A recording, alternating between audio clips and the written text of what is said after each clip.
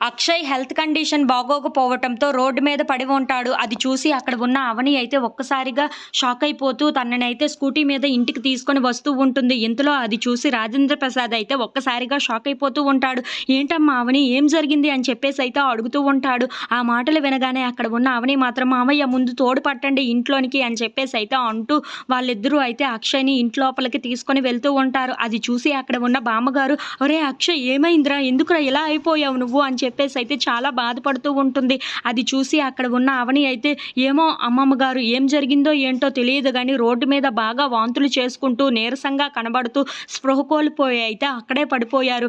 అది చూసి నేను ఇలా స్కూటీ మీద తీసుకొని వచ్చాను అని చెప్పేసి అయితే అంటూ ఉంటుంది. ఆ మాటలు వినగానే అక్కడ ఉన్న వాళ్ళందరూ అయితే ఒక్కసారిగా షాక్ అయిపోతూ ఉంటారు. ఇంతలో అక్కడ ఉన్న అక్షయ్ అయితే స్పృహలో లేక అక్కడ చాలా చలి జ్వరంతో అయితే ఉంటూ ఉంటాడు. అది చూసి అక్కడ ఉన్న అవని అయితే దగ్గరుండి మరి అన్నీ చూసుకుంటూ ఉంటుంది. ఇంతలో అక్కడ ఉన్న అక్షయ్ అయితే కళ్ళు తెరుస్తూ ఉంటాడు. అది చూసి అక్కడ ఉన్న అవని అయితే, ఏంటండి మీకు ఇప్పుడు బాగానే ఉంది కదా, మీరు స్పృహలోకి వచ్చారు, మీకు ఇప్పుడు ఎలా ఉంది అని చెప్పేసి అయితే అడుగుతూ ఉంటుంది. ఆ మాటలు వినగానే అక్కడ ఉన్న అక్షయ్ అయితే అవనిని అలా చూస్తూ ఉండిపోతాడు.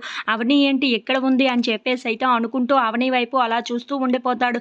ఇంతలో అక్కడ ఉన్న అక్షయ్, ఏంటి నువ్వు ఇక్కడ ఎందుకు ఉన్నావు, ఇది మా ఇల్లు కదా, నువ్వు ఇక్కడి నుండి వెళ్ళిపోవాలి కదా, ఇక్కడి నుండి వెళ్ళిపో అని చెప్పేసి అయితే అంటూ ఉంటాడు. ఆ మాటలు వినగానే అక్కడ ఉన్న వాళ్ళందరూ అయితే ఒక్కసారిగా షాక్ అయిపోతూ ఉంటారు.